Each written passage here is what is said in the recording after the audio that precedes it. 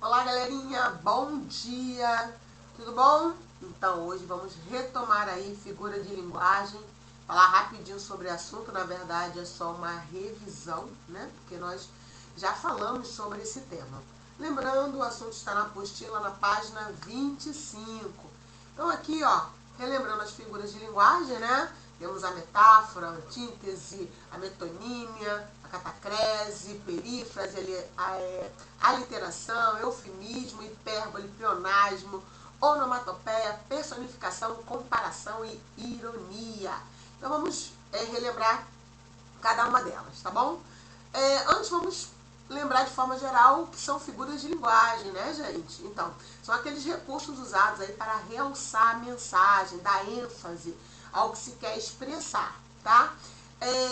A esse sentido, a gente pode ter dois grupos, né? O sentido denotativo e o sentido conotativo. O sentido denotativo, de forma geral, é aquele sentido de uso real, aquele sentido do dicionário, né? O uso de um termo em seu sentido primeiro, ou seja, eu vou ler uma palavra e vou interpretá-la de acordo com o que eu aprendi na escola, no dicionário, enfim.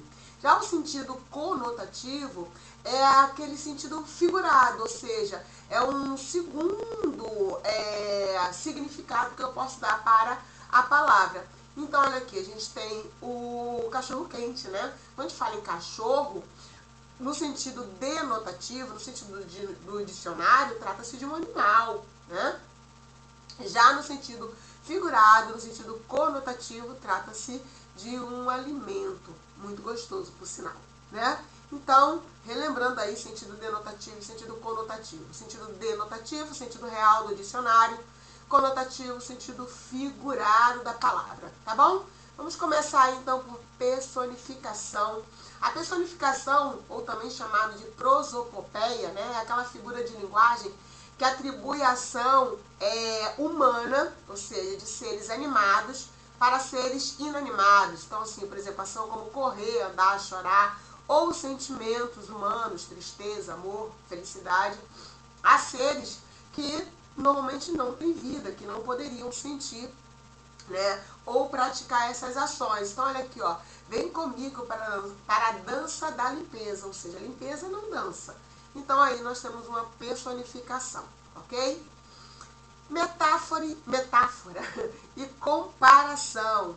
Então, as duas são figuras de linguagem que vão estabelecer uma comparação entre dois elementos, tá? Mas há uma diferençazinha aí entre as duas. Na metáfora, é comum o emprego de uma palavra com significado de outra em vista de uma relação de semelhança entre as duas. Então, por exemplo, você é uma flor. Então, existe aí uma relação da pessoa com essa flor. Isso é característica entre as duas. Pode ser uma característica da beleza, do perfume, enfim, tá? Já a comparação, propriamente dito, vai haver essa relação entre a característica dos dois elementos, mas com a presença do conectivo como. Então aqui, ó, as moças são como flores. Então existe a mesma relação como na metáfora, porém a gente tem aí a presença do conectivo. Então olha aqui, ó, para ficar mais claro para vocês. Baitosa, aqui o seu cão, sai um gato. Então olha a relação entre os dois elementos. Só que aqui nós temos uma metáfora. Por quê? Porque não tem um conectivo. Embora haja a relação, a comparação entre o cão e o gato, né? Não há o conectivo. Já, nesse caso, olha, há a presença do conectivo. Então aqui nós temos uma comparação. Um delicado como uma pétala. Então está aí a relação entre dois elementos, né? A partir de uma característica, mas com a presença do conectivo. Então, ficou aí, galerinha? Metáfora e comparação. relação, né, entre dois elementos a partir de uma característica, porém a metáfora não tem conectivo e a comparação sim. A hipérbole. Então, a hipérbole é a figura de linguagem do exagero, né? Ou seja, vai utilizar aí uma ênfase maior no que se quer falar, no que se quer dizer. Então, olha só, fiquei horas esperando na fila do banco, tenho 1000 coisas para fazer hoje. Então, existe um exagero aí, né? Uma ênfase na mensagem. Nesse caso, nós temos uma hipérbole. Já o pleonasmo, vamos lembrar? O pleonasmo, ele é uma figura de linguagem, né, caracterizada pelo uso de expressões redundantes, ou seja, a gente reforça a mensagem por algo que normalmente não haveria necessidade de falarmos. Então, por exemplo, subir para cima, sair para fora, né, certeza absoluta, gritar alto, entre outros aí. O subir para cima, o entrar para dentro, né, muito utilizado no dia a dia e as pessoas nem sabem que são expressões marcadas por pleonasmo. Então, pleonasmo caracteriza aí pela expressão redundante, né? Se eu entro para dentro. Então, não haveria necessidade do para dentro. Tá ok? Bem, a ironia. A ironia é fácil, né, gente? Então, é aquela figura de linguagem que utiliza palavras aí ou expressões com sentido contrário, né, do que se quer realmente dizer. Então, olha só, nossa, você está bonita hoje. E aí temos aí o Bob Esponja, né? Era uma ironia, ou seja, na verdade, a informação aí é justamente para dizer o contrário, né? Na verdade, a pessoa que emite essa mensagem, nossa, como você está bonita, quer dizer que a pessoa está feia, tá? É uma ironia. A metonímia. Então, a metonímia, ela se refere à parte pelo todo. Então, faz uma relação também, né, entre dois elementos, mas utilizando uma parte para falar de um todo. Então, por exemplo, ele gosta de ler os livros de Agatha Christie. Então, se falar, ele gosta de ler Agatha Christie, então eu estou usando o nome da autora no lugar do livro, né? Aqui um outro exemplo, ele comeu uma caixa de chocolate, então na verdade ele comeu o que estava dentro da caixa. Então eu uso a caixa no lugar de chocolate, tá? A velhice deve ser respeitada, então na verdade quando eu falo velhice, é um termo, uma expressão para se referir a todos os idosos. Então é um termo menor para se referir a um termo maior, né? É pão para quem tem fome. Então aqui o pão foi utilizado no lugar de alimento. Na verdade, quem tem fome precisa se alimentar. Então aqui a gente tem um elemento na posição, no lugar de um termo maior. Tá, gente? Então a metonímia é a relação entre dois elementos onde eu uso uma parte menor para representar uma parte maior.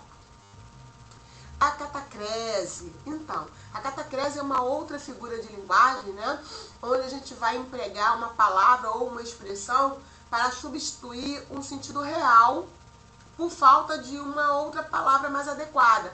Então, por exemplo, quando a gente fala assim, sentou no braço da poltrona para descansar. Poltrona não tem braço, mas a gente utiliza aí braço da poltrona sem problema nenhum, assim como asa da xícara, pé da mesa, né, um fio de azeite, dente de alho e por aí vai. Então, a catacrese é justamente a utilização de um termo para se referir a um outro elemento de sentido real, mas que não tem um termo mais adequado e por isso aquele termo que foi escolhido, ele é utilizado por todos, assim, né? O braço da poltrona, a asa da xícara e por aí vai.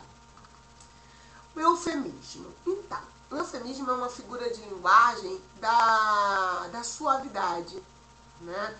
Então, a gente vai utilizar o eufemismo para abrandar a mensagem, para suavizar o teor da mensagem.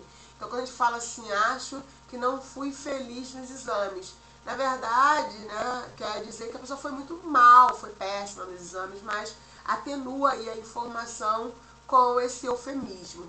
Aqui, ó, João faleceu ontem, então na verdade João morreu, né? Mas a palavra falecer tem um peso mais leve do que o morreu.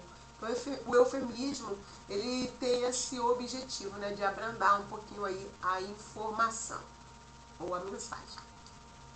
A literação, gente. A literação, ela é marcada pela repetição de consoantes das palavras. Então, você vai ver aí, numa mensagem, numa fala, a repetição de letras consonantais. Então, olha só. O rato roeu a roupa do rei de Roma. Essa é clássica, né? Então, a gente tem a repetição da letra R, né? E aí a gente tem a literação. Então, já sabemos que a literação, só para lembrar, né, é quando o interlocutor, né, ou seja, o destinatário não, a pessoa que emite a informação faz uso aí da repetição de letras consonantais, ok? A antíntese, muito fácil. A antíntese é um emprego de palavras, né, com sentido oposto, com sentidos opostos. Então, quando a gente fala assim, ela se preocupa tanto com o passado que esquece o presente. Então, passado e presente aí, ó, sentido oposto. Então, a gente tem uma antíntese. Olha aqui, a guerra não leva a nada, devemos buscar a paz. Então, guerra se contrapondo à paz. E Maria amava e odiava o seu amigo. Então, a gente tem o amor e o ódio aí também se contrapondo. Então, quando a gente tiver palavras em uma mensagem que são contraditórias, a gente vai ter um caso de antíntese. E as onomatopeias agora? São muitas, né, gente? São muitas figuras de linguagem, mas são bem fáceis, né, de vocês entenderem. Então, é só praticar mesmo, tá? Olha aqui, ó, a onomatopeia vai ser o processo de formação de palavras ou fonemas com o objetivo de tentar imitar os sons, os barulhos, né? Então, por exemplo, quando a gente fala aí au, au, tentando representar o latido do cachorro, ou blim blom, tentando imitar o som de uma campainha, e por aí vai. Elas são muito presentes aí nas histórias em quadrinhos, tá bom? Então temos uma notinha aqui, ó. As onomatopeias em outras línguas têm formas diferentes de serem expressadas, tá? Porque elas estão presentes também em outras línguas aí. Bem, fechamos aí, né? Relembramos todas as figuras de linguagem bem rapidinho, porque hoje a gente só tem um tempo de aula, tá? Então vamos às atividades pra gente exercitar aí o que relembramos. Ok, galerinha? Então vamos lá, vamos exercitar.